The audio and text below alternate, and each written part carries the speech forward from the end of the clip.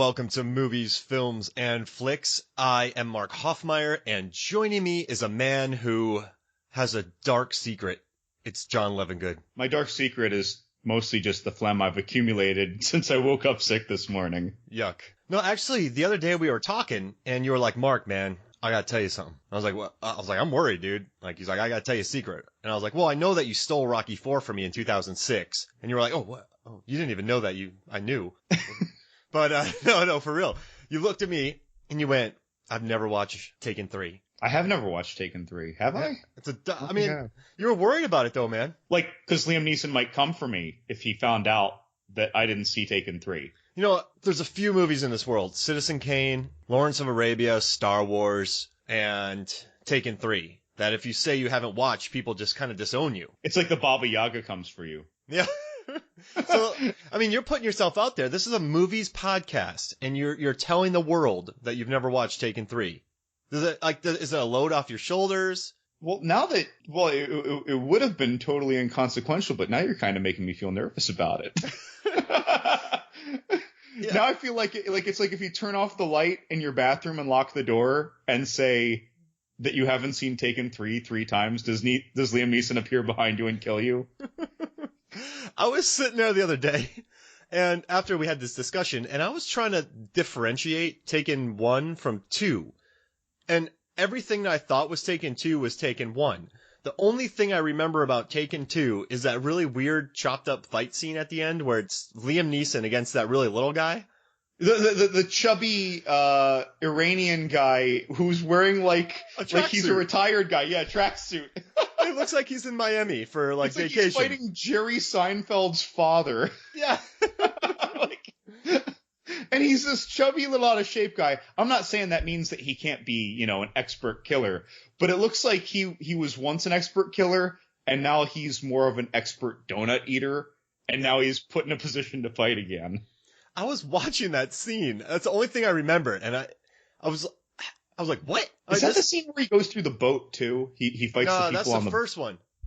Yeah, I can't tell these two apart now. Because the first one, he wipes people wipes people out on the boat. He's destroying folks. That movie was in Korea a year before it was in the States. I now can't discern Taken 2 or 3 from Nonstop, Run All Night, or these other Taken-esque movies. Yeah, for me, never watching I can't do it. Any scene I'm thinking about Taken 2 is Taken 1. Yeah, except for that one. Except for the chubby fight, the chubby tracksuit fight. Yeah, chubby tracksuit fight. I mean, that's a long brawl. That's not like Christian Bale fighting Taye Diggs in Equilibrium, where he just slices up the final guy. It's fun. Yeah. There's something weird about that. So they're in this weird little, like, I don't know what to call it, this little, like, stone mausoleum dome thing, right? And in the middle of this room, there is this circular sort of stage platform that's about 15 feet across, right, with a flat stone top. And it reminded me of where the fight between Wesley Snipes and Stephen Dorff happened at the end of Blade 2. How they were on that little platform. It's like a Blade 2 finale. That was actually a good fight. I don't want to watch it again because I remember really liking it. I remember him swinging swords really fast. What we would hate, though, is the moment that Blade cuts him in half. And then, like, there's that huge spew of CGI blood that then all sucks back together and pulls his two halves back together. Because now he's the vampire god. He was like a blood accordion. Yes, exactly like that. You know what would have been amazing? You and I are just two humans, right? And we somehow find ourselves in this battle, and we know that we're not going to get killed, but we also know we have to eat dinner. I would just throw onions in between and, like, tomatoes and everything in between their sword fight, because they would chop everything up. That's basically what was happening in the spy kitchen fight. Yeah. I mean, those swords would have pretty much taken, like, our carrots, if we would have thrown the carrot, it would have and we could put it in a stew, put some broth. They were doing some quick sword work in Blade 2, so... In Blade 2 or 1? Oh, wait, I'm sorry, that was Blade 1. Blade 1 was with Stephen Dorff. I'm mixing up Blades 1 and 2 now. Blade 2 had the rock bottom. Taken 1 and 2 has gotten me took. And now I've tooked Blade 1 and 2.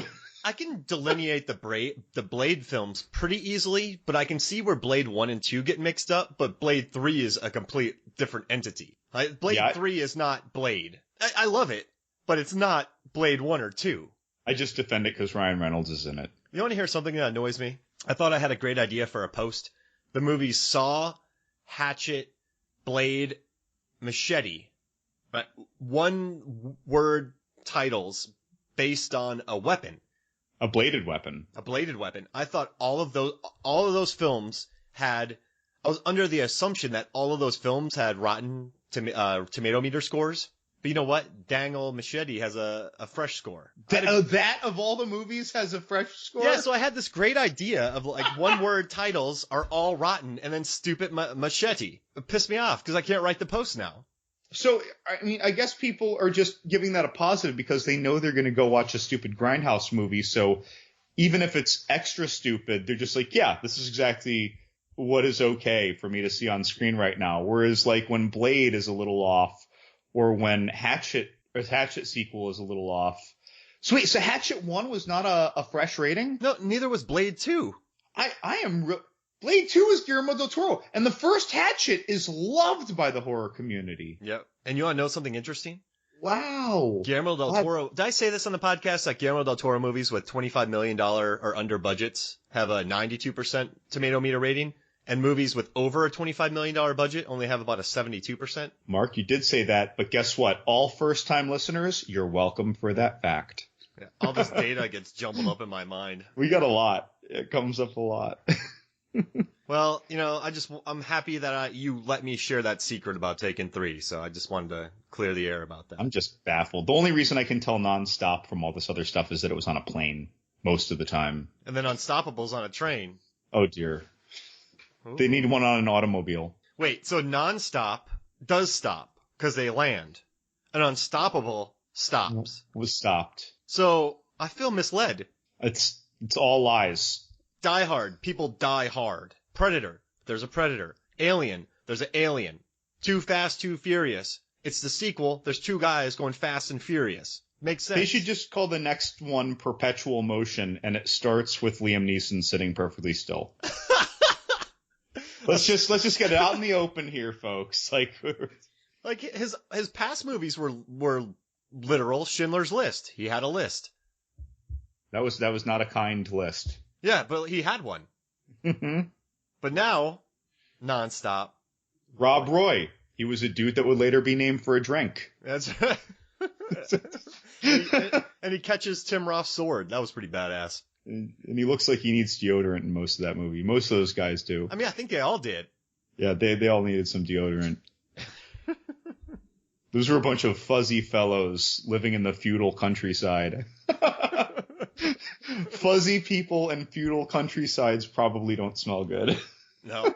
You know, with like his Irish dreads. I feel like that's or Scottish dreads. That's a statement you can make with certainty. Pretty much. I think so. Like if I go camping for even 3 days, it gets pretty grody pretty fast. And I'm starting with immaculately clean stuff. Like you scare bugs away. Like, you know, bugs want to go towards smelly things. They're like, I scare away the bugs that I want, and I attract the bugs that I don't want. There we go. It's like Pigpen walking around with this little dust cloud of just nasty. Then this spiraled. Hey, we had some comments from last week's pod, did we not? From our Bram. Hey, listen. Thank you everybody for the Bram Stoker love. This was a big pod for us. People really love this thing. I gotta say so, yeah. Our listener responses just keep getting bigger and bigger, but boy, we post, hey guys, we're gonna be posting about Bram Stoker. Anyone got any questions? And like 10 people come out of the woodworks. You know we do. I even stopped asking for questions like a third of the way through what I thought was asking for questions because we got so many. And then we dropped the pod, and everyone's like, whoa, hold up. I didn't know you were dropping this pod. Allow me to give you my thesis about this movie. Yeah, we had a lot of comments. It's great. I'm going to stop the middle of my workday and write you a thesis. So we will share some of these theses. The first one is more of an observation, though. So, yeah, last week, that was episode 115. We did our Bram Stoker episode. That was so much fun rewatching that movie, by the way, and discussing it. And we were, in the episode, we were musing the earliest use of the camera sped up wall crawling scenes. And we mentioned Exorcist 3, Bram Stoker's Dracula as the putative first two films to use this method. And, we got a mailbag response from @IsaacThorne. That's an author and filmmaker from Twitter. And he writes, I believe Frank Langella's Dracula also did a wall crawl, although not with the additional camera speed. This version was from 1979. You know what I like most about this comment? Is that he in no way was implying that he was correcting us. He didn't come out and be like, you guys are wrong.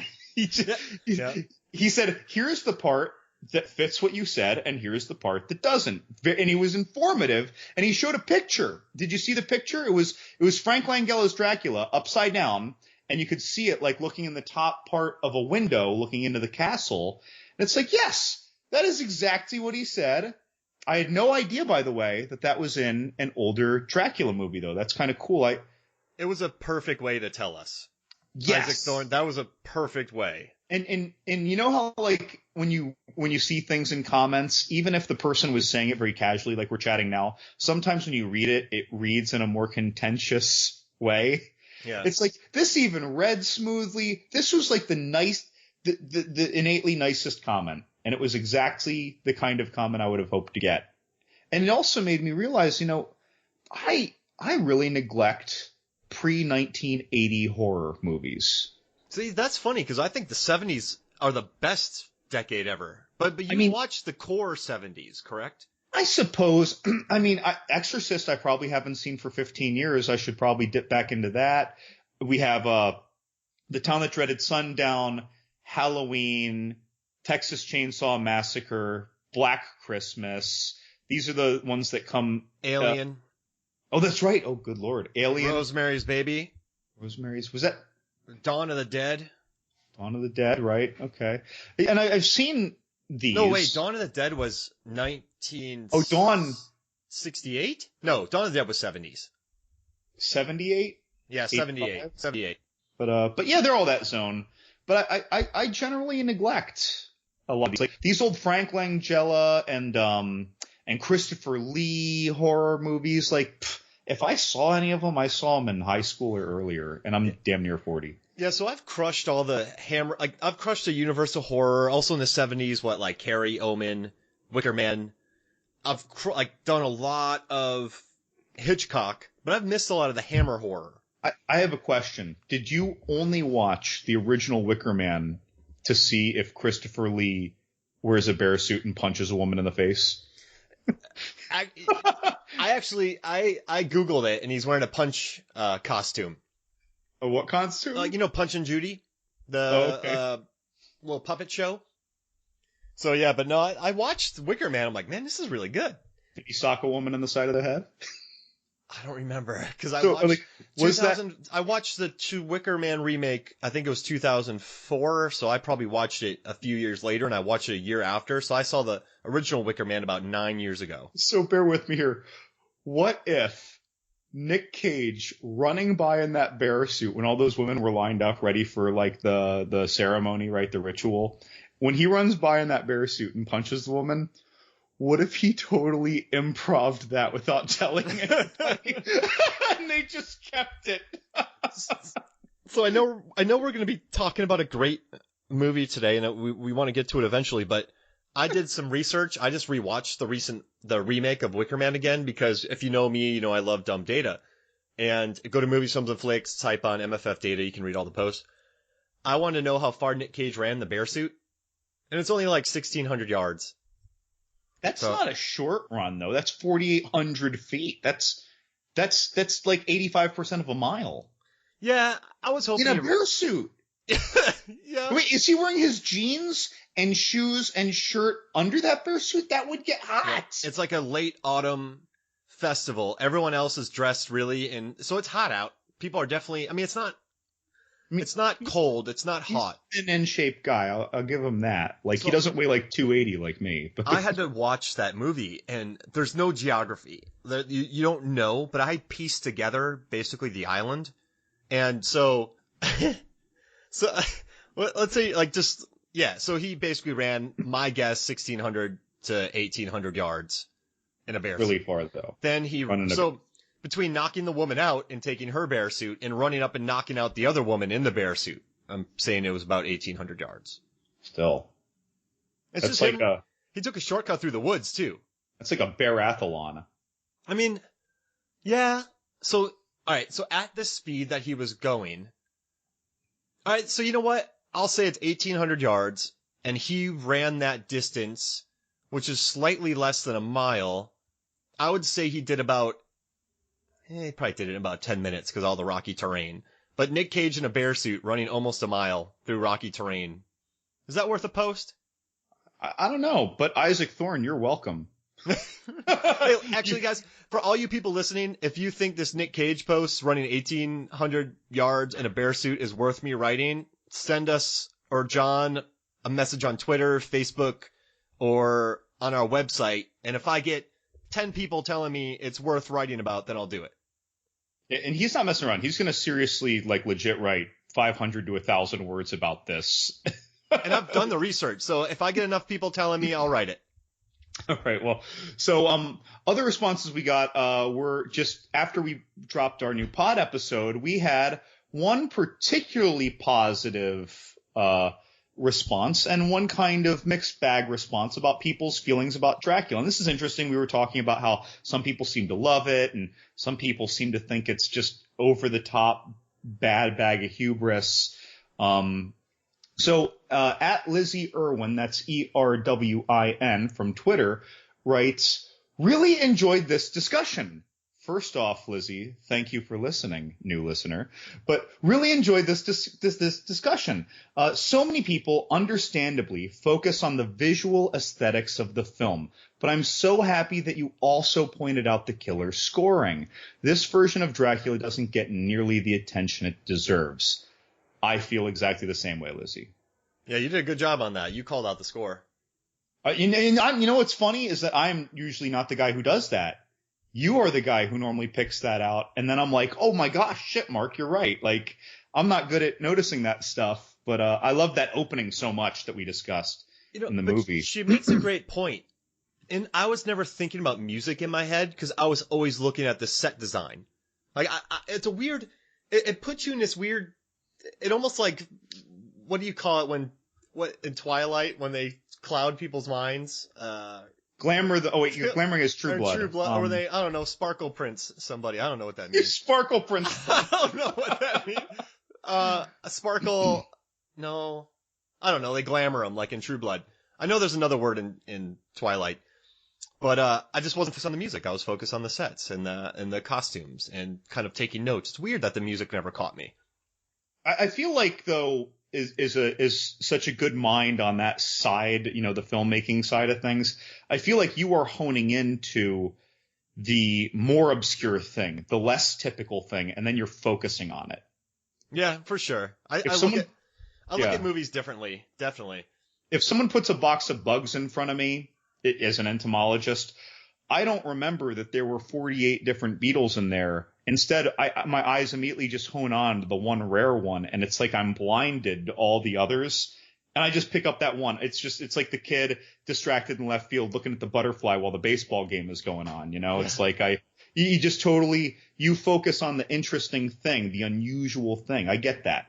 Dig it. So then we had another response from @FilmPhonic on Twitter. FilmPhonic participates with us a lot, and they said, one of the many, many outstanding Oldman performances, but saw it again recently and forgot how strange and uneven it is.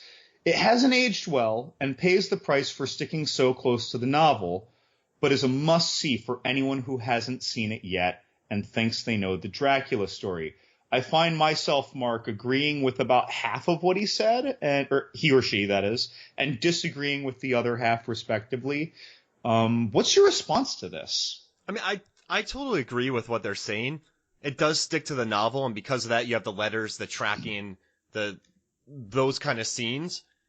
And I do think, I don't know why. I just don't like using the word uneven. But what did we call it? It's very what did we call it when we were podcasting about it? It's very, not uneven. It's disjointed. Yeah, that was a word that came up. It's, It was and all, I- it's like it jumped Yeah. without a proper transition to a So- lot of things. I think Coppola made a very even film in his brain. And if we talked about it, I'm sure that he and I probably have the same definition of disjointed and uneven, so I get what they're saying.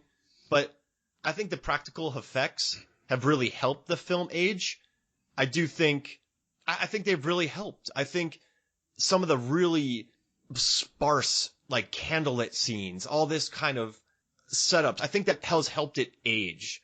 I do think the performances kind of take people out, which makes, I guess performances are uneven or not directed. Right. Which Coppola admitted to. So, I mean, he's absolutely, he or she, they are absolutely recommending this. And I think they want people to watch it who don't know Dracula's story. But I do think that there are complaints that can be lobbed at this film. I guess for me, I'm protective of it because of just how much of an auteur vision it is. This is a very unique film, and I guess I stick up for it too much. And I get every complaint, though. You know, I'm actually left to wonder because Filmphonic is going out of their way to say totally recommending it to anyone who hasn't seen it or, you know, fancies themselves a Dracula fan, basically. Like, go see it, they're saying. So when they say that it hasn't aged well, I wonder if they mean, and I didn't mind this in execution, but how it looked when they went through the gates and there was the rotoscoped blue misty light, and how it looked when Dracula is told that Elisabetta had committed suicide, and you see that kind of that holographic image of her. You know what I mean? Yeah. And even though they didn't hurt my enjoyment of the scenes, they are blaring. It's not so. It doesn't look smooth as it would be if it was included in a film effect now. I wonder if they're in the eyes in the background or something when Keanu is on the train. I wonder if he's just referring to the smoothness of or lack thereof smoothness nowadays by comparison of how that looks. Because again, sorry, I interrupted you. I apologize. No, because I was just saying, because again, he's recommending it, so it's not like he's saying, "Oh yeah, gosh, the effects suck now, like it didn't age well." So yeah, go ahead. I was just rambling. I kind of like what Filmphonic's getting at, because sometimes movies, I don't think there's a perfect film, but I do think there are films that are flawed that people should watch. Mm-hmm. Because they really tried something. Oh, and this tried hard. This swung for the fences, and then the parking lot, and then the fence at the house across the street from the parking lot. Like, yeah, I mean, the problem is, like, sometimes when you swing for the fences every time, you're going to strike out. So, like, I mean, Babe Ruth. Yeah, exactly. I mean, you know, there's a weird hot dog scene in this where Babe Ruth is running in the background with like 3 hot dogs. But no, I think any film that swings for the fences constantly is going to strike out sometimes. And I think some of that has happened to this, but there's enough home runs to make it exciting. Absolutely. Again, reflecting on that was I think the most enjoyable experience I've ever had rewatching something for one of our discussions. Just totally forgot how cool that was.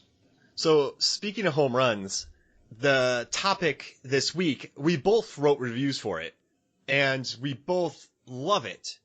But do you think the creators were swinging for a home run with this movie or a double? And that's not a bad thing. Like, Ichiro hit nothing but singles, but he had the best batting average on the planet, which is kind of like Blumhouse. We're talking about Happy Death Day, the 2017 film that's about a young woman who keeps dying, repeating every day because she gets killed and she has to find her killer. They call it Groundhog Day meets Scream. But do you think this movie was swinging for the fences? Well, I think that conceptually, blockbuster-ishly, I don't think they were. But I think that what they did aim for, they then put so much love and attention into it. Yeah. I guess I started off talking about this movie in a wrong way because I love it. But I guess what I was getting at is that movies like Happy Death Day, they're kind of rare now, aren't they? Just successful movies that aren't aiming for a lot. $5 million movie, little known cast, that's very good at what it does. right? And it just wants to tell us a nice story. And without calling the filmmakers auteurs or something, overcompensatory, I will say that there seems to be a lot of nuance in aspects of this film where analogous budgeted films, analogously conceptual films would not have any such levels of nuance and care. It really impressed me. Yeah, and so I kind of jumped into it weird, and I wasn't putting a slight on it as well because I really enjoyed it. But do you want to give a quick breakdown? Mine wasn't too great. Right. So it's Tree, or Teresa, is a college student who must relive every day as she is murdered every day in sort of a time loop until she can discover her killer's identity and then presumably end her time loop. Yeah. And it's very Groundhog Day-ish again for young listeners who don't know that 1993 movie. The good news is that they're very wary of it, which I like. Like Stranger Things, they're not hiding anything. They're very unsubtle about their influences, and that's what this movie does. And I respected that. Yeah, and it doesn't hurt it to say that it's all the way in the very end of the movie, but they actually make... So some people might have been sitting in this movie in the theater saying, oh gosh, this is just like Groundhog Day. Oh, my arms are crossed. I'm shaking my head. No, it's just like Groundhog Day. Dumb, they're stealing from... In the very end of the movie, the kid actually says, hey, this is kind of like that movie Groundhog Day. And so it's just so sweet the way that they go about it too. And I was reading some interviews with the director, and people our age obviously know Groundhog Day, but he's like the 13-year-old kids who are coming in to watch this movie don't know what Groundhog Day is. And that's like, horrible. No, it's fine. It's fine. These kids, like the thing is, we're so ingrained in movies. There was also a joke in a movie recently where they're like Bill Murray, and someone's like, who? So for me, I thought that was kind of funny because there's going to be like, I would love to see some guy like in the theater just going, oh, huffa, huffa, huffa. Like, wait, no, huffa, huffa, huffa, complaining like this is Groundhog Day, and then like some teenagers next to him just like, chill out, bruh. Like, yeah, this movie's awesome. Yeah, this is great. And did you know the script was written like over 10 years ago by this guy Scott Lobdell, and the director Christopher Landon during the Paranormal Activity time actually was given the script to rewrite it. So 10 years ago he got this property and he just couldn't get it off the ground. I'm so glad they did. Yep, spoilers by the way for this podcast. But so I thought it was kind of cool. He's been working on this script for 10 years and he finally got to tell it. And because he worked with Jason Blum of Blumhouse, so he actually got a good budget for this. He got $5 million, which is rare for a Jason Blum film. Normally it's about $1 million, 1.5, and he got 5 for this.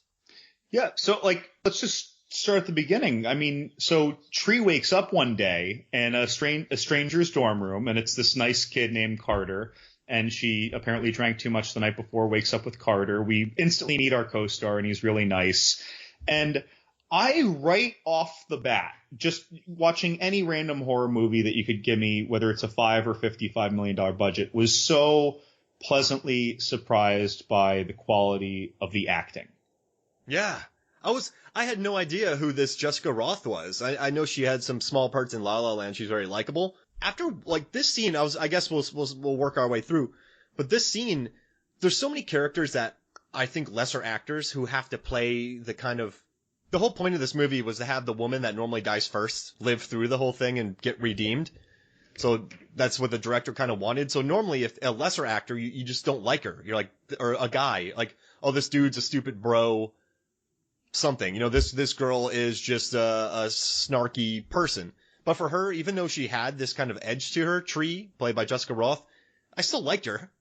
So she's being terrible to people, but you're like, I like this person. Yeah, and we don't get enough. Well, and in the beginning, of course, in the first 5 minutes of a film, how much time do you have to get to know someone? Well, 5 minutes. And it was very effective. It didn't take a whole lot of scenes for me to cultivate an enjoyment of these characters. It wasn't just this perfunctory, oh, you're doing this because you're that kind of person, and now I'm going to do this because that's what I do. It was just living in the moment and all really smooth. And she goes outside and she immediately starts interacting with a lot of the people who she's going to see every morning in all of her repetitions of her day.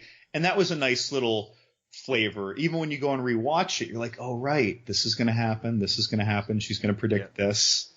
And what I kind of liked is she wakes up. You automatically know she's not where she should be. You know that she's hungover. You know it's her birthday because her phone's ringing. Then when she walks downstairs, you get a feel for the campus, and then she goes into her sorority house, and then you meet the core people. So in the first 5 minutes, you've essentially been in first 10 minutes, you've been introduced to almost all the players on the field. Right, because every time she hits reset on her life, we're going to see all those first 5-minute people again. And then only after that 5 minutes, if you will, I'm making up the number, will she splinter in different directions and potentially interact with different people. And that's something else I really liked about this. I comment the characters, the actors, but when you have a character who has a 30-second part, but then you get to see that character do that 30-second part in 10 or 5 different ways, you start to actually learn a little more about that character. And that was kind of nice, that a character that was totally empty sometimes in the first round later turned into a character that developed our star. Yeah, no, for sure. You're right.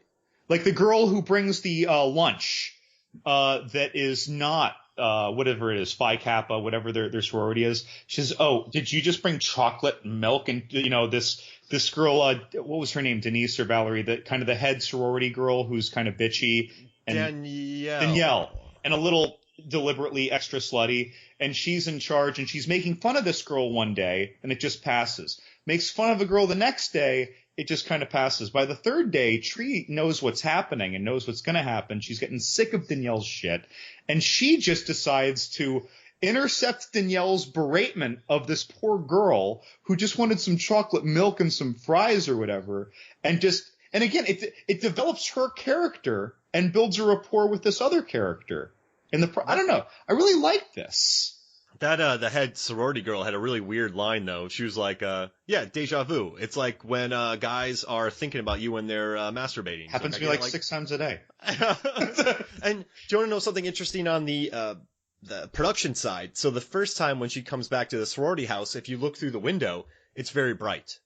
So it's almost like light. It's almost too extreme. I think the way they hit it was too pronounced. But then the second day when she comes back, it's a little bit more dim. Now, I want to ask you, is this a filmmaking artifact, or do you think it's deliberate? Because they might have filmed the next take later in the day and the sun angle is different? The director, we'll see when you're shooting a light. So the Roger Deakins is one of the greatest cinematographers. When he shoots in a home during the day, he just blocks off all the windows and shoots light into them. So this is deliberate. Yeah. So I mean, they can block all that. They can create all this on their own. And what I liked was it sets the mood. So the first day she comes in, it's really bright, right? And then the second day, it's a little bit more dim. So you kind of have this ominous, like it's almost subconsciously guiding the audience that it's a little darker. It's an interesting technique. And that works too, because the first time she wakes up, she's hungover, but she's very glib. And then the second time, she's very apprehensive and a little weirded out by all the deja vu happening to her. So yeah, it's a good atmosphere filter. And then at the end, when you think the movie's over, and then she wakes up again, inside Carter's room is really dark. At the end? Yeah. And then, so the day after she thinks she, stopped everything, she goes to so when she thinks she has everything figured out, she goes to the sorority house and it's bright again. So like they really played with all the lighting in the film, and a lot of people aren't going to pick that up, but I liked it. It showed that the people knew what they were doing behind the camera. That's the thing, and some people might hear this and be like, oh, then what does it matter? But whether or not someone is noticing it, it's still affecting us, our experience of the movie. We just don't realize it. I know the director who did this, right? Christopher Landon. He also directed Scout's Guide to the Zombie Apocalypse. Which I loved.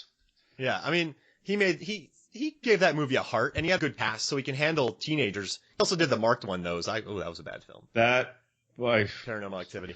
But, that in defense of that movie, even though I recommend nobody watch it, even if they're a Paranormal Activity film fan, that movie was attempting to do 10 times more than any other Paranormal Activity tried to do previously with plot. Yeah, you're right. I think it was just overly ambitious in trying to get all these strings of plot that have been laid down and get them all to cross. And then it just kind of, a kitten got over to it and it turned into a tangled ball in front of our eyes. But yeah, it's not a good movie. I see he was trying. He swung for the fences. Babe Ruth had record number of strikeouts and a record number of home runs. And every listener under 25 right now is saying, who on earth is Babe Ruth? Google it. So, can we talk about one scene I really liked during her second day of, like, so she died and she's back for the second day. You want to know a scene I loved? Take it. All right, so she goes to this party, and the first night she gets killed by this tunnel, she gets stabbed in the face. The second day she goes to this house party, and she opens up the door, and there's this mask. The killer has a baby mask, and she punches the dude right in the face. And then it turns out everyone's surprising her, and then this, that, and the other. But eventually she ends upstairs with the guy that she punched who was wearing the baby mask to scare her. And the funniest line is she goes into his room, and you know something bad's going to happen. She turns around, and there's the guy again in the baby mask. And she looks at him, and she's kind of has a question. She's like, do you want me to punch you in the face again? And like, I think she would have done it. Like, that just explains her as a character. I thought that was like really good delivery by her. Yeah, she was, and we mentioned just now the baby face mask. Yeah. So this mask that we're talking about, of course you've seen the movie if you're listening, I hope, because again, spoiler city. But the mask, and you've seen it from the trailer, is this really kind of almost awkwardly off-putting baby face with one tooth. And when you throw a hoodie over that, it's very uneasing. Like Ghostface Killer wasn't off-putting. It was just a mask of a horror theme. This babyface mask makes me uncomfortable. If someone was being quiet and not answering me when I was talking to them and just shaking their head wearing that baby mask, I'd be punching them or I'd be running because it is creepy. And that's an interesting choice on the filmmaker's part to pick this thing that is so outlandish of a mascot. It's really embracing kind of the cheekiness of the movie. Yeah, I think it was actually perfect for what the film is. Yeah. I mean, it's out there, and they're like, this is ridiculous. But they're just kind of loving it. In kind of a funny way, it gave itself this Ghostface Killer iconism without necessarily mimicking Scream, in my opinion. It's doing a similar device, but it's not a throwaway. There are a lot of horror movies out there like Chrome Skull, which people love because it's very, just some gory, brutal, horrible thing, independent film. But this guy wears this, silver chrome skull mask, and I just think it's dumb. The kills are cool and brutal if you like that, awesome. But the mask to me is a throwaway. There are a lot of movies where they have these masks and they're trying to do something with it and they're throwaways. This mask is going to stick with me. And it, like you said, it felt appropriate. Again, it's what masks, what cheeky masks really stand out other than scary masks? That's different, like Michael Myers. But, Scream, this. Later we actually have a listener question that I think is related to this. But, I just thought I think they did something really smart by making a new mask. Nothing really familiar. Right, exactly. So it's like, they're capturing that Screamness without copying it. Yeah, they made it their own. And so I want to ask you a couple questions. What did you think about the cupcake? Did you ever think that was going to come into play? So, yes, but not when we first encountered it. The cupcake became more apparent to me. More on the second viewing. The first viewing, I didn't notice this. But there's one of her deaths. She escapes a hospital. She's driving away. A cop pulls her over. Babyface catches up in another car, and there's a gas leak. And now the first time I saw this movie, I thought that the Ghostface Killer dropped a match. However, the second time I watched the movie, I saw that it was a birthday candle. I don't know how I missed that the first time, the things that we pay attention to. But to me, that had me wondering, okay, like, is this the killer who it turns out to be that we now know, like it's her roommate? But is it because of that, or is it because the killer also happens to know it's her birthday and happened to also have a birthday candle and they're just doing something cheeky in the movie? But that was the first thing that cued me specifically to her roommate as a probable killer. So, it was definitely a conscious thing on the director's side, because, they had to have talked about it, but that immediately gave it away for me. Because Ebert, back in the day, was talking about Chekhov's gun. If you see a gun in the first act, it's going to go off in the third act. Mm-hmm. So I don't know, man, I had something weird about that girl right away. So her roommate, Tree's roommate, is also a nurse, and Tree also happens to be having an affair with one of the teachers in the school. And she also got a woman from TJ Maxx fired, and she spit on an Uber driver. But that's beside the point. But that was a nice bit of flavor, by the way, showing her transition from being a bitchy sorority girl to maybe someone with a conscience. And then when her roommate sees her at the hospital going to go see the doctor, she said, it'll have consequences. Right. And so I was like, okay, I get it, but they really, I don't know if he did it on purpose. And this is a movie for a 13-year-old. It's just, not a 35-year-old dude, but I was kind of like, but I never cared, actually. I don't think it really mattered to me because I really like this movie a lot, but I think there were enough little red herrings out there for people who didn't get a good bite on that bait early on. I think there were enough distracting little red herrings, though, to distract people from honing into it. Once we learn about the killer who was in there when the first time she goes to the hospital to see her doctor professor boyfriend, there's the police officer sitting outside of one of the rooms. And you're like, oh, and then later we learn there's a killer there. And then later that becomes a big thing. And so that might derail you, even if you thought you were on the path of the roommate. You might, oh shit, this is going on. And then later we realize they do a little bit of hopscotch, and they're not huge red herrings. It's just enough where if you didn't have your teeth sunken into something, it could start to lead you away with a treat. Ooh, lead me away with a treat? I'm just using food analogies because I haven't had dinner yet today. That's how someone would get me, like, Mark, I got a cookie, and I'm like, hell yeah. And that there were a lot of cute devices, because you also start to wonder. I started to wonder, especially the first time I watched it, if the doctor boyfriend was indeed the one killing her. And remember, they put the babyface mask in his desk drawer. Yep. What? You know that the original killer was his wife with the assistance of her roommate. And then he's like, the director's like, I don't want that. Yeah. So the doctor's wife. Yeah. And you could still have that thing there because, that's the team mascot, and he might have been at they might have their homecoming game, in 2 days.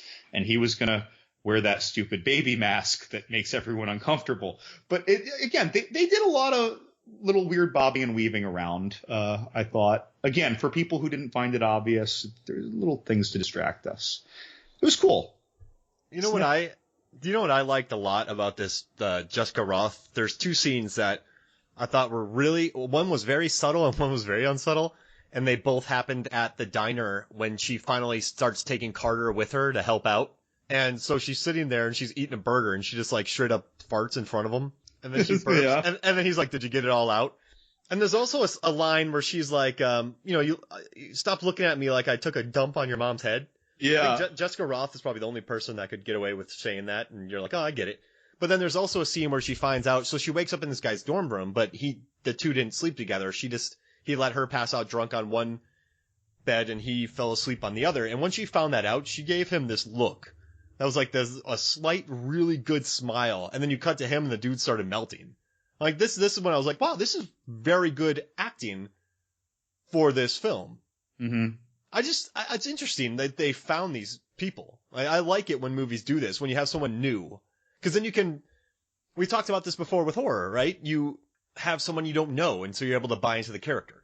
Yeah. And so it was just that scene where I was like, oh man, this is good. I swear it takes love. Very, very often I can end up loving a horror movie where the characters aren't so likable or aren't done well. But very rarely do I see a movie where the characters are done well that the rest of the movie isn't done well. Yeah. It really shows a level of love and attention that is a cooperation between maybe the writers are involved or maybe not at this point. I don't really know, but the writers, the director, the actors, there's more cooperation to make that really work in the right direction that works for the movie. The special effects, it's less the burden of the actors. It's not a participatory thing. It's wonderful. I really like, when people don't like this movie, I'm like, what did you want? But we all get our opinion. I'm not trying to say if you didn't like this movie, you're wrong. But I do have difficulty understanding what you didn't like, unless you really thought you were getting a proper horror, a proper, modern Halloween. I think that's what it was. Yeah. I think the trailer was kind of cutesy, though. Yeah, I think people just. But I mean, some people like Star Wars, and that's totally fine. Maybe people just went in with different expectations because the audience scores for this film are not high. So I don't know. Well, let's think about that. Let's finally watch Taken 3, and when we're done with that, we'll come back. Welcome back to Movies, Films, and Flicks. We still haven't watched Taken 3 because we watched Happy Death Day again. Was it the right decision? But I think watching Happy Death Day 3 more times before going back to a Taken sequel is the right decision. Do you think you're ever going to watch Taken 3? If I do, it'll be like for a project. Like if we decided to do a Taken anthology pod, or if I was going to write a Taken thesis in our website. So from the Taken trailer, there's a car chase. There shouldn't be car chases in Taken movies. It should just be Liam Neeson wiping people out with his fists and head and knees. Right? I mean, yeah, mostly his fingers, as it turns out. It's mostly those throat chops, isn't it? Yeah, I don't want a car chase in a Taken movie. Yeah, I mean, the only car chase, if at all, should be when someone is being taken to open the premise. Yeah, or on a bus, where he gets on the bus and he has to fight everyone on the bus. While someone's behind him chasing the bus to, keep up, because he jumped onto the bus. Yep, I'll allow it. But there needs to be face strikes in a car chase. Yep. Like finger strikes, like an old kung fu movie. He needed a long beard and mustache. It's like 2 feet long that sways in the wind, and he needs to wear these dull brown robes while he is just straight up wholesale flurrying people with finger throat chops. He grows his nails out. He's like a Dragon Ball Z character with these throat chops. They come from everywhere, too. And nowhere. It comes from behind. Like, he's standing in front of you, and the throat chop comes from behind you. And then you're like, I get it. You wouldn't even ask how. You're like, good move. I mean, it's basically like you're fighting Freddy. You just know he has tricks. Yeah. So, you don't know what those tricks are going to be. But, when he surprises you and kills you, you're not surprised that he surprised and killed you. Yeah, you're surprised that... Yeah, you're not even surprised. You're like, oh, this is how. The old reverse spectral finger chop. What if you looked at him and went, not impressed, and then just fell over as a goon? Like a henchman gets wiped out by him and goes, you got better. How would Freddy or Liam Neeson take that? With another throat chop. While he's dead? While you're saying it. Or while you were thinking it. And then as you're falling, you go, C+. And then you're out. How could they cope with that? I'm telling you, just as you are falling, just more. But what if it got B-? And Freddy would just be, however he laughs. That's probably not what he sounds like. You just sounded like an angry... Wampa. Yeah, angry motorcycle trying to be started up. Maximum Risk over here. You mean the Van Damme movie? Yeah, no. Oh, wait. Maximum Overdrive. Oh. I was just going to say, you remember that well. I didn't know Van Damme rode a motorcycle in that. Well, apparently there's no, I'm not going to go there. All right. Listener question? Sure. Well, we have one more mailbagger. We got, regarding Happy Death Day, first time commenter at PLB the Tunist on Twitter writes, I went in thinking my daughter dragged me to a slasher film, but by the end of the film credits, I found that I had watched one of the better comedies I've seen in years, even though it was derived from another concept already out there. You know what, Mr. Toonist? I assume he is a cartoonist. I guess I knew this was going to be kind of comedy-ish, but yeah, like this was way funnier than I thought it was going to be. And I, unlike some people who are giving it an unfresh rating, really did appreciate it. Do you think, so he went to this movie with his daughter and he's like, I'm going to take her to this. I'm being a good dad. I'll just kind of sit through it and, it'll probably not be good. And then you watch it and it's good. And you probably like it more because of that. Could be, yeah. Or maybe he even thought, like, I don't know why my daughter wants to watch this, but yeah, I'll take you to a slasher movie. Fine, honey. Like, it could have gone any manner of ways, but he did not get what he expected, and he was not disappointed by it. So with this film, if you have low expectations, you like it. But if you have expectations it's going to be uber horror, you're going to dislike it. Yeah, I'm trying to put myself, in my mindset when I was going to see this the first time in theaters. I feel like, I love a lot of horror movies out there. I'm pretty forgiving about horror, but I'm pretty sure that I thought that I was going to like this. But I just mean like it would have been better than passable. I did not think that this would have been very good or great. And I'd say for entertainment value for me, this is great. For horror movie quality, this is at least very good. Yeah. For me. And I didn't expect any of that. And this movie made $115 million worldwide on a $5 million budget. People flock to it. Yeah, but do you think the core audience goes on Rotten Tomatoes or IMDb and rate? Do you think 13-year-old teenagers go on websites and rate the movies? Or do you think that's more of like an adult thing? So if all the people who watched this movie rated it, it would probably be higher? This is just a guess. I'm a little curious because I don't do this. So I don't know. Yeah. I don't know what the mindset is. Like in my head, it's like, is going on to Rotten Tomatoes like something that you really do if you're on one of two extremes? Are you just a movie person and once a week you just go to Rotten Tomatoes and you rate everything that you've seen? Right? Just right there in one sitting? Or is it like you're like a reactive rating, like an angry mother who just went and saw this and you're like, I can't believe this is PG-13. I took my 14-year-old to see that. This is inappropriate. And then they go and it could have been a dad too. I don't know why I'm just using moms right now, but it's like you go on and you're upset with it. So you just go and make a point. You're doing this in protest. Cause I've not gone to Rotten Tomatoes and rated anything unless I was drawn to Rotten Tomatoes for a different reason. Once I was drawn because of an article that you did, Mark. And when I happened to go to the main page, I happened to drop some ratings. Nice. And it was multiple ratings and things that I hadn't seen within a month. They just were there, like top 10 movies of this year. And I'm just like, oh, sure. Yeah, I saw these. Rate. I'm here. But that was, for me, it was a very passerby, happenstance, opportunistic use. How do people use Rotten Tomatoes as raters? I don't know. I have no idea. I've never done it.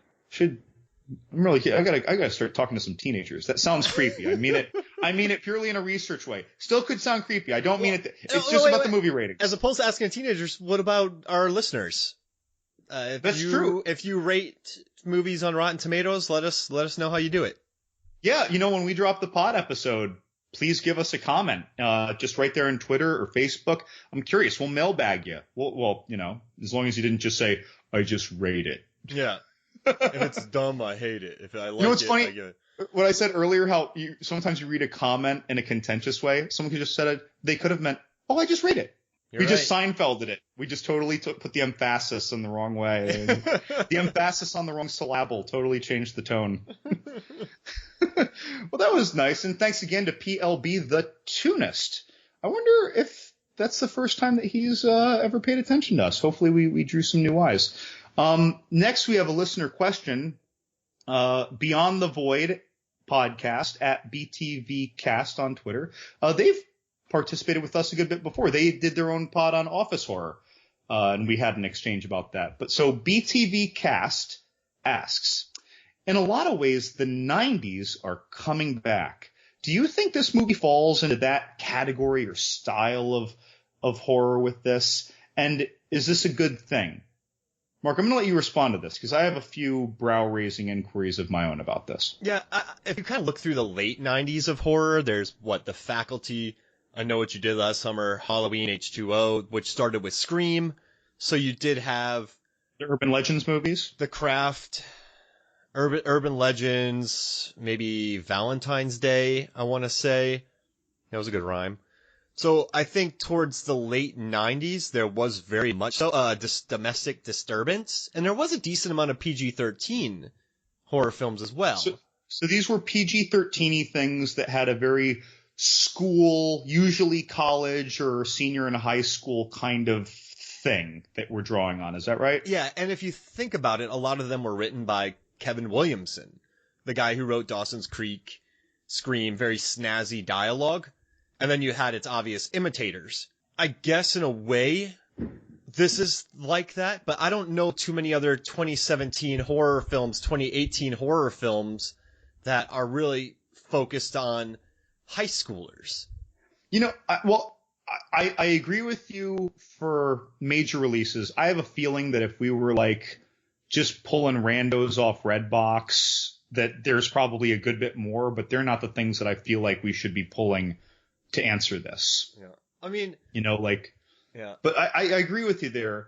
And it makes me wonder the movies that Beyond the Void is thinking of for today's era, that make that comparison. Beyond the Void, if you're listening, I'd really love to hear like kind of a 2 or 3 sentence thesis about this. Yeah.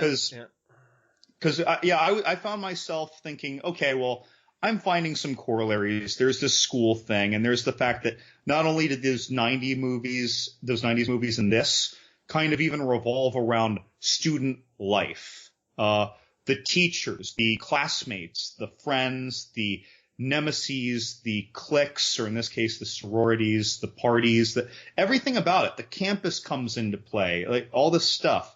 So, but other than that, you know, like for me, I noticed Ghostface Killer versus this Babyface. Is that something that we're drawing on to make this connection? The cafeteria scene where Carter and Tree are kind of sort of meta discussing their scenario. Like Scream 2. Right. Yeah. Where it's Dewey and Jamie Kennedy's character. I can't remember his character's name, but where they're having their meta discussion. Is it these things that are drawing this attention, or is it that college thing? Yeah, I'm wondering where they're going with this than I am producing answers of my own. But is it a good thing? I'd say that if the movie is good, it's a good thing, and if the movie is bad, it's a bad thing. And also, though, there was the Tragedy Girls that came out in 2017, which is about schools, and then there's The Babysitter, who's about a young kid with a bunch of high schoolers. So there were several high school, college-aged horror films this year. I mean, there's Better Watch Out. Not too far back yet, All Cheerleaders Must Die. Not that that was a major release, but it was popular on Netflix. Jennifer's Body was the high school analog of this. I mean, BTV cast. I want to know what movies were on your mind. Like take me on this journey. I want to go on this ride, but I just don't know where it's going yet. There we go. No, and they say, is it a good thing too? It's almost, this makes me real, you know, we've discussed this way back in our Blair Witch pod, among others. And also when we discussed Willow Creek, is like, you know, people's feelings about found footage. And because it's an inexpensive approach, you know, it's getting a bad name because a lot of people are doing cheap throwaway movies with it. But at the end of the day, if someone does it poorly, it starts to get a bad rep. If someone does it well, it's just a good horror movie. I think that's the same thing with whatever this 90s feel is. When people do it well, it's not going to matter. House of the Devil. Oh, yeah. That's more of a 70s, right? That's like right. Yeah. That was that 70s Satanism scare era kind of film, and everything about it, even the film style, the delivery, the score, the credits in the beginning, they made you feel like you were watching a 70s movie made with a more contemporary budget. And I loved it. A lot of people didn't love it, but I loved it. So they did it well. So it was awesome. If they did it poorly, someone might have said, what are you doing making a movie like this? That's what they did in the 70s. I don't know. But yeah, so that interesting roundabout thought exercise from Beyond the Void. Yeah. But Beyond the Void, you produce some good thinkers. Please keep participating. Our next question comes from Neil from Greenville, South Carolina. Neil asks, what dangerous thing that happened in your life but is now funny could be turned into a funny, scary movie? All right. Do you want to hear about the craziest day of my life? Was it when I was up there and we did the Tennessee Waltz and we drank like 30 drinks each, and then we ended up in the FSU fountain? Yeah, that was pretty awesome. That could have turned into a good horror film. That was basically the Hangover, but if a killer was stalking us and picking us off one by one, we just assume like, oh yeah, like Steve just must have met a girl at the last bar. No, he would have become friends with us. We wouldn't know. We wouldn't know they were getting killed. Like we just partied with them. All right, so I'm referring to a drunken night almost 20 years ago, by the way, folks. Yeah, so I was probably 14 years ago.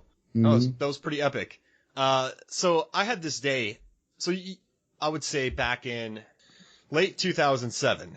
So I used to box and train and MMA and all that kind of stuff. Like this is when I was training pretty heavily in St. Petersburg, Florida. The guy who used to train me was like, "Hey, Mark, let's go for a ride." So I'm like, "Oh, okay, yeah, let's go." And he like had this Cadillac, he was like a real scary looking dude. He used to like fight in these tough man competitions. And we go to this really interesting part of St. Petersburg, and he puts a fanny pack in my lap, and there's a gun in it. And he goes, "Hey, Mark, I'm gonna need this in case you got to get my back." And I'm like, "Get your back?" Like, I was like, I thought we were just going to like go train. And so he goes to this place, and there's a lot of people in the backyard. He starts yelling at him. These people disappear. I'm like, I'm going to get flanked. I'm like sitting with this fanny pack in my lap. And then eventually he gets his money for a rental property. And then we go to his house. And he has, I never knew her name, but he just called, he's like, "Yeah, I got my woman here." And so they went to the house and they just microwaved me this massive plate of food and then sat there while I ate it. And I didn't really know these people, so I'm just eating. You mean like Dracula, watching you eat it? Sitting there watching me eat all this food, man. And then they're like, "All right, let's go train." And I'm like, "I gotta go train now?" So we drive to this guy's house, and then I had to hang, like, really weird house. And I had to, like, hang these punching bags from the ceiling. And then they tried to put water into it because they're water punching bags. They did it wrong. The whole thing got flooded. We eventually filled them up. Then we had to, like, hit these bags where I'm stuffed full of food and really just creeped out, like, crying inside. Then I had to go to like a wing joint and watch the UFC fights. And it was just like the whole time this day, I just felt like something horrible was going to happen to me. So now I look at it and it's crazy because I didn't know any of these people. I just kind of was like trustworthy, but so I don't know what the horror movie is, but I'm just going to tell you that as you were telling me the story, I was getting creeped out. Yeah. Like, it's one of those movies like, or Bully or Kids where just someone's just having a real, and you could spiral it out of control. You know what would happen? It wouldn't be a true horror. It would be like that Paul Walker movie, Running Scared. Yeah, exactly. I mean, this is the most. So I'm telling you, this is the most creeped out that I've ever been in my life. Because I had never hung out with any of these people. I just would like train with them because we'd go to this local gym, and there was people I used to box with, and I never really did anything else. But then one day I just needed a ride back, and because I had run to the place, I didn't feel like going back. So that turned into this odyssey of me thinking I'm going back to my house. But it turned into this really long, horrible day for me. So I know it's kind of weird, but I think that could really become just if you could hit the tone right, like a falling down type day. I just see Mark running scared. Yeah. I was just like, I want to go home. I was just but I couldn't really go anywhere. I had no money, and I didn't like have my car with me, so I was kind of stuck with these people. And it was just like down the rabbit hole. I creeped out all the listeners. I'm sorry, guys. Like for me, it's less a specific event and just more like a few pieces, but around the same theme. So as an entomologist, I do a lot of like bug collecting, but when I do it, it's not like, oh, I'm going to go down the road and collect some bugs and come back. It's usually like I'm going to drive 8 hours, go camping in the wilderness for a week, very, very, very far from the distractions of city lights. It all distracts the bugs too. And so I go out, so we're talking West Virginia, Eastern and Southern Kentucky, random places in North Georgia, like towards the four mountain ranges of the 4 states area, like up there in Townsend, Union County, Georgia, if listeners are from there. And so I've been to these areas, and even just in southern Florida, the Broward County Everglades. So I've been in these weird places, and that's when I'm in the country, camping. And when you're camping in Australia, gosh, the country in Australia, you meet some interesting people. And when you watch movies like Wrong Turn and the Texas Chainsaw Massacre, or even The Cabin in the Woods, where they so name the weird guy, the weird dirty guy at the weird gas station that looks like it's out of business as the harbinger, I've seen these people. It's far and few between, but I've seen them. And you think that, but it's not like in the movie. It's like, no, not all of them are like the movie, but some of them are every bit as bad as the damn movie. It really can be odd. I've seen weird planks propped up on old fuel gas pumps that look like no one used them for 50 years that say, "We got gas," written in crooked paint. I've had people tell me they'll make me breakfast, and I can't see where on earth there's a kitchen when I look into the building that they're in. I've seen all these weird, and they're all very nice people, and then you camp, and some random passerby comes by, drunk or high in the middle of the night, who might be big and might be a bit of a yokel, and you're wondering, like, should I be reaching for my knife? So, I mean, a lot of these things have happened to me, including police officers on power trips who don't understand what I'm doing out there with a black light and containers of ethanol with the skull and crossbones on it and my little jars and vials. It looks like being a drug dealer in the 80s. So all these things can really add up to misconceptions, and I almost got arrested. What if you get arrested and the killer's out there? You were just collecting bugs, but you had a black light out there glowing, so the killer knew exactly where you were the whole time or something. And then these weird yokels coming up. Was that weird yokel coming to my campfire the killer, just coming to meet me and toy with his prey? And like when I'm out there in the dark, I have been actually stalked by a jaguar in Costa Rica. And they told me later, it's like, you're too big. That thing would have never attacked you. You would have it wouldn't attack a 105-pound person probably. But that creeped me out. Yeah. So like these things have happened. So, I mean, I've been in situations where it could have been animal horror, where I had howler monkeys just throwing their crap at me from 100 feet away, way up in a tree, and you're running along and you trip, you get hurt. Now you're injured and you're a mile away from anyone alive. And then the jaguar is coming, and it's one of those animal horrors that Neil would classify as a terrible movie by last episode's definition. But no, it's like these things, and I'm just gleaning it. Even the directions I've gotten have been so out there that, you know, you go down there, you're going to make a used to be there, and then you're going to go down about a Higgins and make a right where that barn burned down. These are directions I've received. So, I mean, it's horror movie fodder. Just my life as a field biologist. And these are the minorities, but that's the innocent stuff. Yeah. So it's like when I think of your weird guy, at least there were neighbors. Like you could yell. I should just ran home. But that's my my weird little aside of field biology horrors. But all right, well we have sort of one more question. We have a compound question from the Acid Burns Horror Show. That's at ABS Horror Show on Twitter. And their first question of many.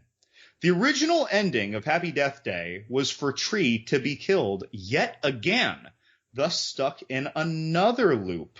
But test audiences hated it. Would you have liked this? No, because it's not that kind of movie. It's not that kind of movie. And you know what else? That would have been like the standard throwaway, how do I resolve this movie? Oh, I know, I'll give it this twist. Yeah, this is also random, but you know how many TV shows have ended with one of the main characters getting amnesia, and then the other main character has to, like, they have to learn to love each other? You're like, why did I just watch all this crap? Or like the ending of Lost. Yeah, or like Chuck, like shows like that. Like I don't know, I think some endings, like Event Horizon or Life work because it's just so finite. But just something like this, it wastes your time. And I'd say that's the twist where if you were wondering what the twist will be, half the people in the room might guess she's going to wake up again. Yeah. Like that's, you know what I mean? That's the guessable twist. Almost like at the end of a lot of sci-fi or monster horror movies, you killed it all. Oh, wait, it turns out that it was a female and it laid eggs. Or if it was something that involved a virus or contagion, oh, you just get an inkling that that person who was there with them was infected the whole time and didn't say it. You know, those are the easy twists. And they can be delivered well, but it's the easy way out, in my opinion. You know what I like about this director is they want to make a sequel, and they've been talking about it a lot, but he also wanted to make a movie that was finite on its own.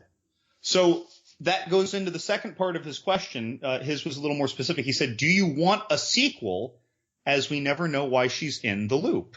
Yeah, because I think he's worked on this for 10 years.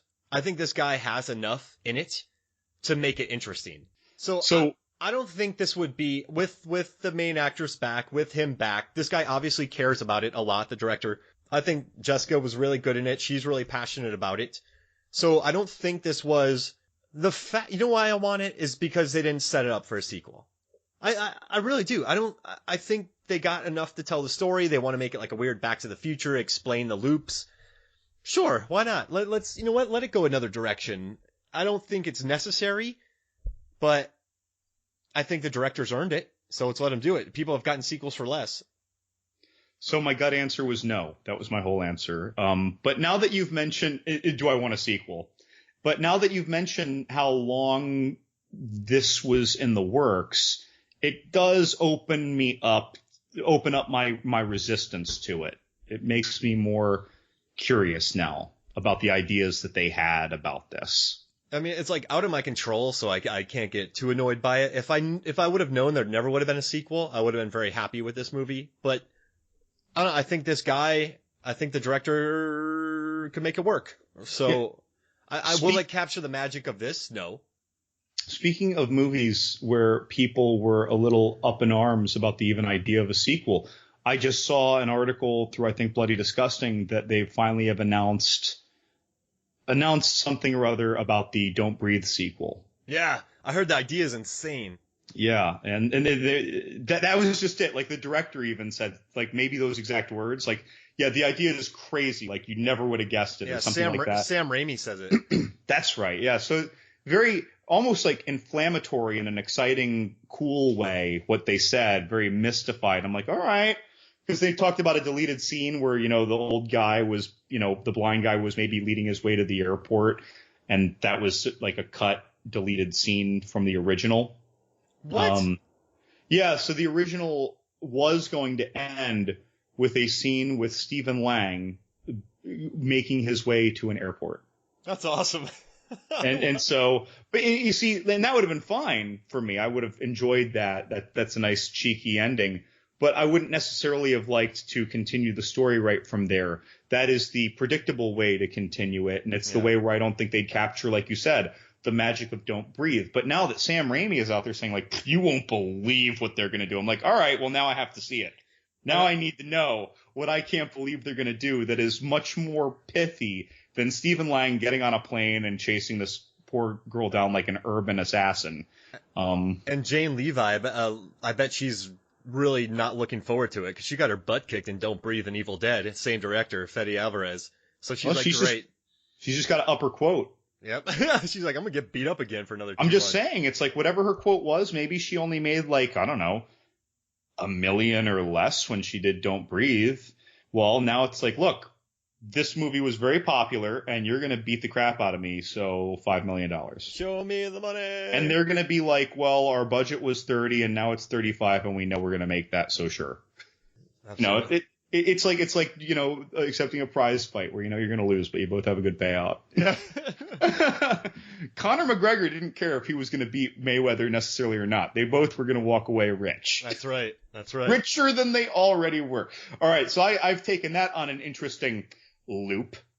So Acid Burn's third part of their question.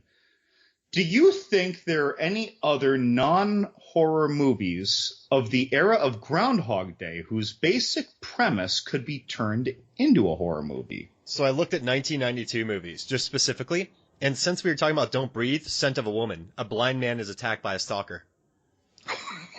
I love it. All right? Or Encino Man, the caveman is a murderer. Oh, that could totally go wrong. It's like when they awaken Superman in Dawn of Justice. And then these two, just for their names, Not Dawn of Justice, the second.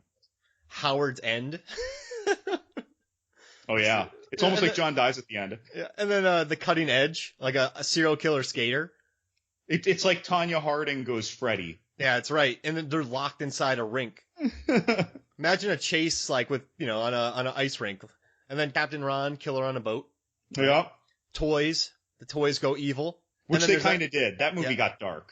And then I'm from Florida, so I can say this, or just a movie called Orlando. Or Tampa. Yeah. But we're from there. You live there currently, so we can get away with Florida jokes. AKA High Kick City. Yeah, that's right. But I think Scent of a Woman is the one, like Al Pacino going, "Hey, who's there? Who's there? I can wait." And Al Pacino was retired military in that. Yeah, I can smell you. So he's got those killer's hands. Yeah. So for me, the first thing that came to mind was, what about Bob? Oh, yeah. Also Bill Murray. And I was thinking, like, what if his insecurities were all about that someone was out to get him, and Richard Dreyfuss is counseling him about how no one's out to get him, but someone really is out to get him. And then that killer might even happen across Richard Dreyfuss, maybe accost his family or attack him or other people in town who they both interact with. I was going that way. And then, of course, that got me thinking about other Bill Murray movies like Ghostbusters, almost 10 years earlier. But what if Ghostbusters was made as a proper non-comedy horror? I think that would be interesting. Just strip the comedy out of it and up the scare and terror. That might be fun. And then I thought of The Great Outdoors with John Candy and Dan Aykroyd, because there was a bear that was talked about in the whole movie, and then it turns into like one of those grizzly bear horror movies. What's that grizzly bear horror movie I liked recently? Back Country? Yeah, Back Country. Back Country. That's a good little grizzly bear horror film. I haven't seen that one, yeah. It gets gross. There's a couple that came out recently. There wasn't one also that had Joel Edgerton in it and like Samuel L. Jackson or something that was a bear movie. There was Grizzly Maze. I think with there's a Billy bear Bob movie Thornton with and James Marsden. That was really bad. That just sounds terrible. No, Billy Bob's the best, man. No, but just the name, Grizzly Maze. I think that is a thing. Sounds horrible. Has a good cast. Yeah. Well, and then, so Acid Burns had a fourth question, but that fourth question really will get us into our whole next segment. And he's asking that, do we think being PG-13 served Happy Death Day as well as if it had been rated R, like the first script was intended?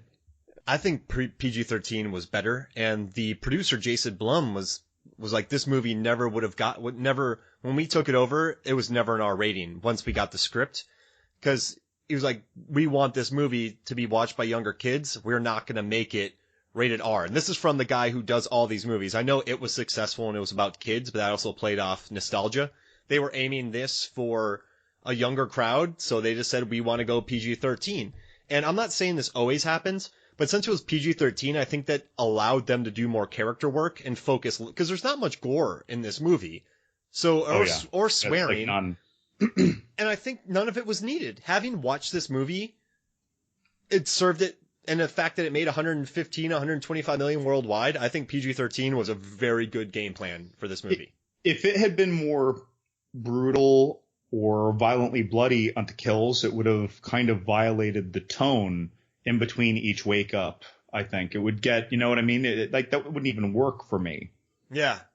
As it turns out. And then I get that you can be brutal and R-rated. Like, so Final Destination 5. I'm saying 5 specifically because that was the funniest by a landslide of them all. It was the one that tried to be funny. Now that one was really, really brutal and mean and gory and very funny. But all the deaths happen in a way that surprises you, where if you're a gorehound, it shocks you and you kind of smile. You love how funny it almost was that they ended up in that horrible, contrived situation. So it's just a different territory for it to work, I think. Yeah, I mean, so I gotta agree. You go to Final Destination wanting that. So for this movie, I don't know. I think it forced there to be better. Listen, there are great performances in R-rated horror films. Like, obviously, Silence of the Lambs. We could look it through our podcast and you'll see great performances in R-rated horror films. But I think for the specific tone for this, R would have hurt it. Mm-hmm. I mean, you heard the guy, he took his daughter to go see this. Like, it made, kids wanted to see this movie. So, and I think, I don't know, the director's like, it tells a nice message. And, young kids see this. Well, they get some and horror, they get that. And then, of course, there is just the financial aspect. You make the PG-13 movie, you are going to get potentially more people to go see it. Yeah, and also, gore is expensive to do it right. I mean, not always, but to do the gore over and over again would have taken a lot of time, and these movies don't have time. And because they didn't spend the time, how about that? They didn't spend the time on the gore. They were able to focus more on character bits. That's true. Like part of me wants to say, but if they don't do the visceral part, the blood is probably cheap, but then they have to clean up. They can't just do take after take. It might mess up her hair. Yeah, I guess all that stuff really comes. I don't think about that normally. Yeah, I mean, there's been cheap horror with gore, but the time that in these movies, these have to go. You have to move making these movies. Mm-hmm. So, yeah, I think R would not have done it well. Yeah, I gotta agree with you. So you wanted to talk more about PG-13 horror today because of this film, didn't you? Yeah, I just think I really like the difference between PG-13 and R-rated movies. And obviously, a lot of horror didn't get, that wasn't delineated until, 1984 with The Last Crusade, I believe, was one of the first PG-13 movies, 1984. So, but I guess I've been looking at the 90s and up between R-rated and PG-13 films. So you look at PG-13 films, and it's kind of weird recently. There's been a lot of kind of aliens and ghosts. You have The Ring, The Sixth Sense, The Grudge, others, What Lies Beneath, Woman in Black, Insidious, Devil. It's kind of interesting that you have those kind of ghost films, but then you have Gremlins, Hellboy, Tremors, Troll Hunter, Drag Me to Hell, Insidious, movies that focus more, Cloverfield, movies that focus more on kind of monsters. Yeah, and out of those, by the way, Drag Me to Hell, that struck me as a pretty borderline call just because the level of the gore and or the not gore but gross, I should say. And another one that shocked me on your list was The Ring, because the faces that they make when they're dead are actually so horrific. I'm actually surprised that snuck through. I wonder if they can get away with it because there's no blood. Right, no blood, no swearing, but it's just so I think that's more terrifying than a chopped up body. And then, do you want to kind of hear something interesting? We did that poll in 2015, the top 21 horror films of the 21st century, and a lot of people voted on it, and 16 of those are R, and 5 of those are PG-13. Mm-hmm. So, didn't go back and look at PG-13, how many are released, but it seems like there's more love for a lot of the R-rated. If you look at the 70s, actually all of them are R because you don't have PG-13 yet. But the classic slasher movies are R. I think the very famous PG-13 horror movies are almost few and far between. Mm-hmm. Like I went through, Sixth Sense, obviously. But the thing is, when they hit, right?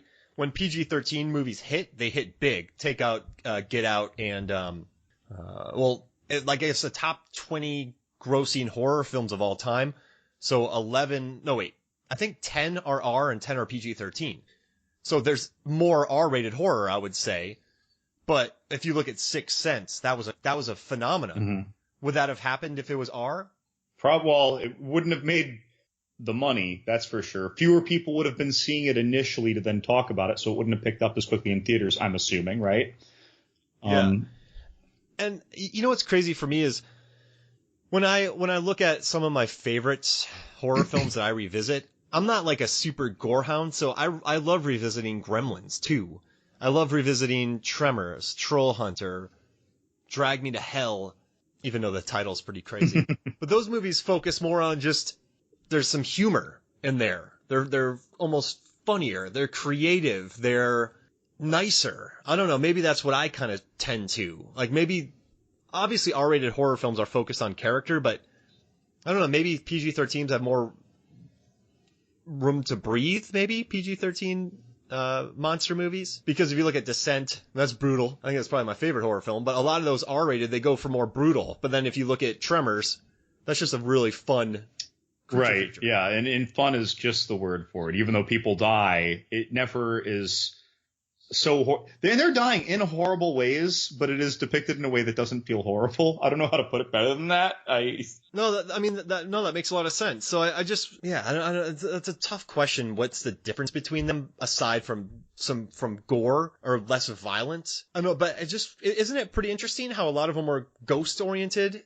And then there are, Warm Bodies. That's like probably the only zombie film that's PG-13. And clearly a rom-com atop that. Yeah, so maybe there's just more room for just lightness, obviously, because it's PG-13. And maybe that's why I'm drawn to it more. Yeah, well, I have a feeling that a lot of the horror filmmakers want to, whether or not they're successful, try to truly embrace how it would be if this was happening. And I think that that's what lends itself to these more brutal, horrible things. So I feel like R rating obviously takes the reins off.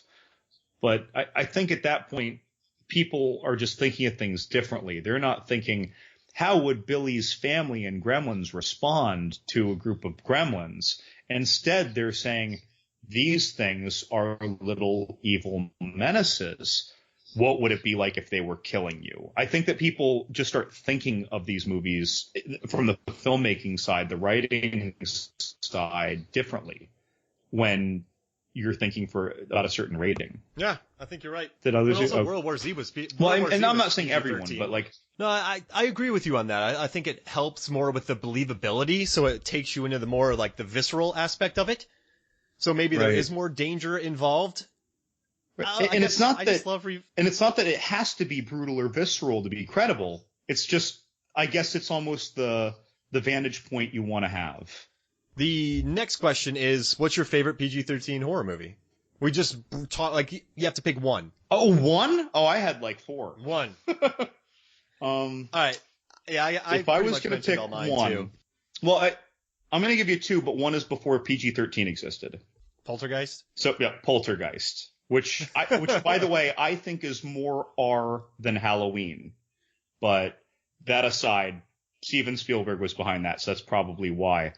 And it's very warm. But Poltergeist. But if I go after PG-13 existed and specifically think more recently, I'm going to say things like Lights Out and Mama pop to mind. These really fun, also ghost movies, as you pointed out.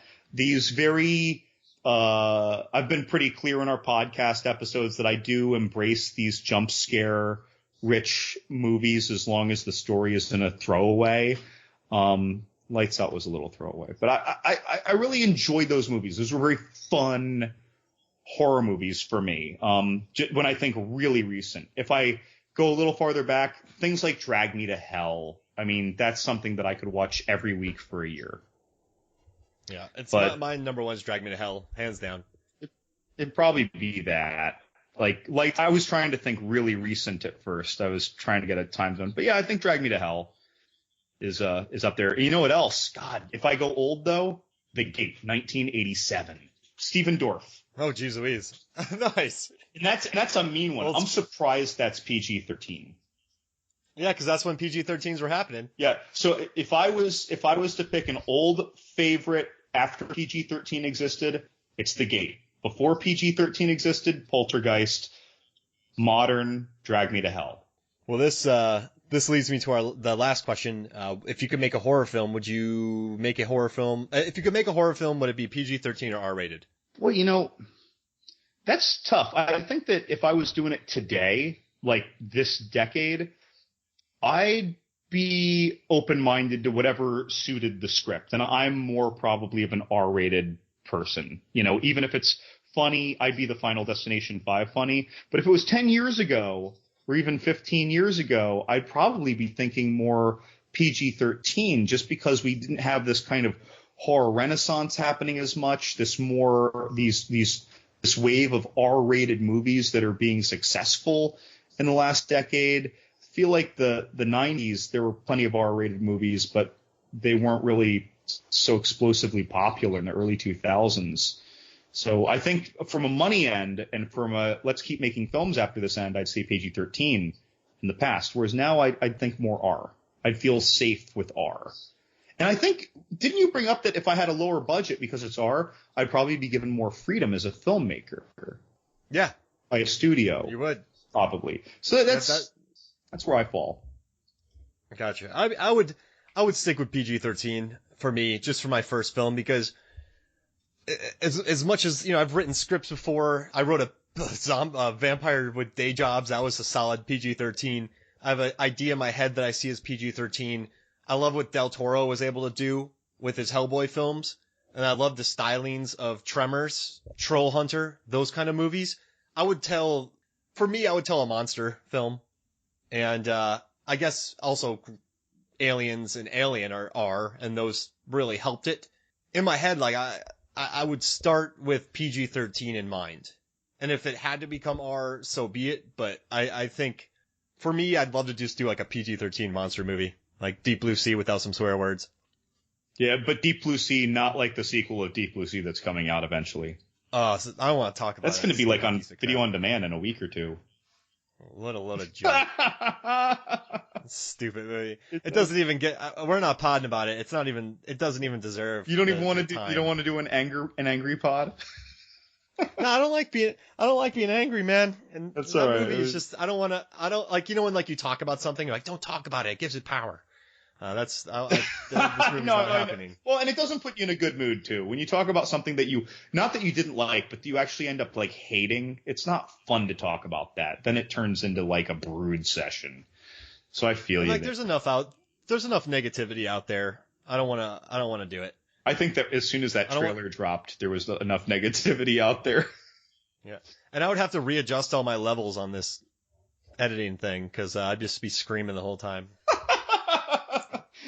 Just the sound mixing would get hard. It would be me, you, and your anger. That's right. You want to do some plugs? Yeah. So, a lot of people regularly promote our material, even if they don't always participate. Some of these people, most of them are actually on Twitter. John F. Leonard, an author who always shares our material, very grateful. Author at Isaac Thorne with an E, also on Twitter. Leo Craven, been sharing our stuff for Leo. Maybe years now, Leo, if you're listening. I'd say 5 years, probably. Yeah, I think he's been our most consistent long-term promoter. We have Mr. Horror. We have Bill Meeker, the Frisco Kid TX for Texas. And then I mentioned him last time, but A Fiend on Film, he just did his tribute issue to David Cronenberg called House of Skin. He's very supportive on several different media for us. And then, of course, I want to thank this week's commenters, mailbaggers, listener question contributors, the Acid Burns Horror Show, that's ABS Horror Show, Neil from Greenville, South Carolina, the Beyond the Void podcast at BTV Podcast, or BTV Cast. I enjoyed their office horror. I think they called it corporate horror episode, where they happened to discuss exactly what we did in our episode the very same week we both recorded. It was the Belko Mayhem thing. So that was kind of fun. PLB the Tunist, Filmphonic, and again, for a question, Isaac Thorne. All you guys really give us so much information that enrich our discussions. You make us think about things in different ways. So please keep giving us those listener questions. We love answering them. Mark, you might have some more plugs, and you probably want to let people know what we're doing next week. Yeah, so as always, please head to iTunes and subscribe, rate, and review. We would love it if you did that. Next week, we're going to be covering Event Horizon. Oh. It's going to be a big one. I've listened to the commentaries. I've watched the making of docs. I've watched the movie. I've read everything I can about it. We're going to tackle this movie on all fronts. So if you're an Event Horizon fan, make sure to tune in next week. And also, we were part of Shark Dropper, but now we're part of Seven Lambs Productions. And if you go to blogtalkradio.com and you type in our name, you'll see we're part of Seven Lambs. And on that is Robert Lamb. And he has several different fictional podcasts. He has a horror podcast called Paralyzed. He's making lots of great moves. His fictional podcasts are really doing well. Creative Loafing just wrote a really nice article about him. So definitely check out Robert Lamb. Check out Paralyzed. Check out End of All Hope. Check out The Walk, because Robert walked across the country. Yeah, just listen to what he's doing. It's exciting stuff. He's part of our crew. You've heard him on the pod before, and he's a good dude.